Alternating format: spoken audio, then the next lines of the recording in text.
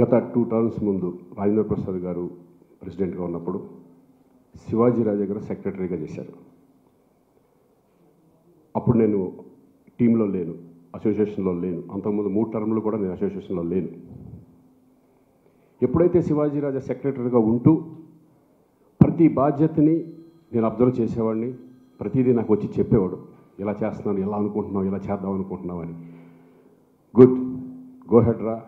ఎందుకంటే మన కోసం మనం మూవీ ఆర్టిస్ట్ అసోసియేషన్లో ఉన్నప్పుడు ఎంతోమంది పేదవాళ్ళకి హెల్ప్ చేసే పథకాలను పెట్టండి, వాళ్ళకి హెల్ప్ అయ్యేలాగా చేయండి అని మేము డిస్కస్ చేసుకుంటూ ఉండేవాళ్ళం. తర్వాత ఆ టర్మ్ అయిపోయిన తర్వాత ఇనామినస్గా అందరూ కలిసి శివాజీ రాజా అయితే ప్రెసిడెంట్ అయితే ఇంకా ముందుకెళ్ళొచ్చు, హ్యాపీగా ఉండొచ్చు అని చెప్పేసి అనుకోవడం జరిగింది. అప్పుడు నన్ను శ్రీకాంత్, నువ్వు కూడా ఉంటే కనుక నాకు సపోర్ట్గా ఉంటుంది, చాలా మంచి కార్యక్రమాలు చేయాలి, 25 ఇయర్స్ సిల్వర్ జూబ్లీ వేడుకలు అద్భుతంగా ఇంకా ఉపయోగపడే మంచి మంచి పథకాలు పెట్టుకుని చేయాలి, నీ హెల్ప్ కావాలి, నువ్వు రావాలి అని నన్ను ఇన్వైట్ చేశారు. నిజంగా అతని తపనకి, అతను చేసే కార్యక్రమాలకి ఇన్స్పైర్ అయ్యి, మాకు ఫ్రెండ్షిప్ వేరు ప్లస్ ఇది వేరు. ఎందుకంటే ఒక బాధ్యత, ఇది మూవీ ఆర్టిస్టేషన్కి వచ్చామంటే ఒక బాధ్యత, చాలా సిన్సియర్గా చేయాలి, మనం ఏమాత్రం ప్రాబ్లం రాకూడదు అని నేను ఒప్పుకున్నాను. ఎగ్జిక్యూటివ్ వైస్ ప్రెసిడెంట్గా శివాజీ ప్రెసిడెంట్గా ఉన్నప్పుడు మళ్ళీ నేను దీంట్లోకి ఎంటర్ అయ్యాను. నేను అనుకున్నాను, ఎందుకు బయట నుంచి కూడా చేయొచ్చు కదా, ఎందుకంటే ఏమీ లేనప్పుడు కూడా మేము క్రికెట్ మ్యాచ్లు మేము చేసుకుంటూ ఒక 3 క్రికెట్ మ్యాచ్లు చేసాం. 4గురితో స్టార్ట్ చేసాం. యాక్చువల్గా ఫండ్ లేదు అప్పుడు, మూవీ ఆర్టిస్టేషన్లో 0. చిరంజీవి గారు రిక్వెస్ట్ చేసి నాగార్జున గారిని, వెంకటేష్ గారిని, బాలకృష్ణ దగ్గరికి వెళ్ళి, సార్ ఇలా చేస్తున్నాం, మూవీ ఆర్టిస్టేషన్కి ఫండ్ కావాలి, మీరందరూ హెల్ప్ చేయాలి అనగానే వాళ్ళు ఏమీ ఆలోచించలేదు. గోహెడ్ శ్రీకాంత్, మీ వెనకాల మేము ఉన్నాం, నీకెందుకు, నువ్వు ఎంత కష్టపడతావు కష్టపడు, మాకు అవసరం లేదు, కానీ మనం నమ్ముకున్న పేదవాళ్ళు చాలామంది ఉంటారు దీంట్లో, వాళ్ళందరికీ హెల్ప్ అయ్యేలాగా ప్లాన్ చేయండి అని చెప్తే 4గురితో స్టార్ట్ చేసింది ఈరోజు CCL వరకు వెళ్ళిన సంగతి మీ అందరికీ తెలిసింది.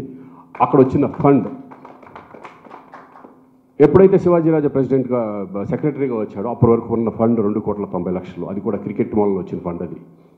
దాని తర్వాత ఈరోజు చూస్తే 5,75,00,000 ఉండటం అనేది, అది ఫండ్ అంటేనే ఏదైనా అభివృద్ధి చేయొచ్చు, ఎన్నో పథకాలు చేయొచ్చు. నిజంగా అంత ఫండ్ ఎక్కడి నుంచి తీసుకొచ్చాము, ఏం చేసాము, ఎంత కష్టపడ్డాము మేము అనేది మాకు తెలుసు. నేను బిజీగా ఉన్నాను, షూటింగ్స్లో బిజీగా ఉంటూ కూడా శివాజీ ఫోన్ చేసి, అర్జెంటుగా రావాలి, నేను చాలా ఇది చేయాలి ఇక్కడ, మనం అది ఇది అని చెప్పేసి ఇప్పుడు ఈవినింగ్ నైట్లు కూర్చొని ఇదే డిస్కషన్ చేసేవాడు. నేను నిజంగా రిలాక్స్ అవ్వాలా. సరే, నేను నాకు ఈ మాట్లాడాలు ఇవన్నీ ఈ మధ్య మరీ బాగోదులేని కొంచెం ఏదో ప్రిపేర్ అవుతున్నాను. సో ఇటువంటిది ఇంత మంచి కార్యక్రమం చేసేటప్పుడు మనం లేకపోతే బాగోదు, ఆయనకు సపోర్ట్ చేయాలనే ఉద్దేశంతో నేను ఎంకరేజ్ చేసుకుంటూ, నాకు ఖాళీ దొరికినప్పుడల్లా ఆయనకు సపోర్ట్ చేస్తూ, ఎందుకంటే మొన్న మళ్ళీ ఫండ్ రైజ్ చేయాలి, ఒక బిల్డింగ్ కట్టాలి, మూవీ ఆర్టిస్టేషన్ బిల్డింగ్ అనేది మా డ్రీమ్. అది అసోసియేషన్కి ఒక రూమ్లో కూర్చుంటే చాలా ఇదిగా ఉంది. నడిగర్ సంఘం కానీ, అటు కన్నడ ఇండస్ట్రీ వాళ్ళు కానీ, కేరళ వాళ్ళు కానీ, సౌత్ ఇండియాలో ఈరోజు లేనిది మనకే, ఇంత పెద్ద ఇండస్ట్రీ పెట్టుకొని మనకే అనేది ఒక బిల్డింగ్ అనేది లేదు. అలాగే గోల్డ్ ఏజ్ హోమ్ అనేది మంచి ఐడియా శివాజీ రాజాది, ఆయనకి డ్రీమ్ అది. సో ఇటువంటి అన్నీ చేయాలని చెప్పి మేము ఫండ్ కావాలి, ఏం చేయాలన్నా ఫండ్ కావాలి. ఉన్న దాంట్లో ఖర్చు పెట్టేసేసి 0 చేయడం ఇష్టం లేదు. అవి అసలు ముట్టుకోకుండానే మనం చేద్దాం, ఎందుకు అవదో చూద్దాం అనుకుని మేము చిరంజీవి గారి దగ్గరికి వెళ్ళి రిక్వెస్ట్ చేసి అమెరికా ప్రోగ్రామ్ చేసుకొచ్చాం.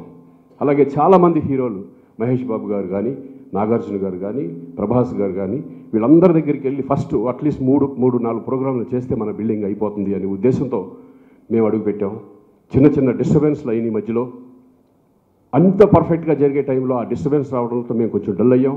ఇంత మంచి పనులు చేస్తున్నా కూడా ఏంటి ఇదంతా వచ్చిందని చిన్న ఫీల్. తర్వాత వద్దురా, మనం అసోసియేషన్ వెళ్ళిపోదారా, మనకు వద్దురా అంటే. If you like the video, please like us and subscribe Tollywood Nagar.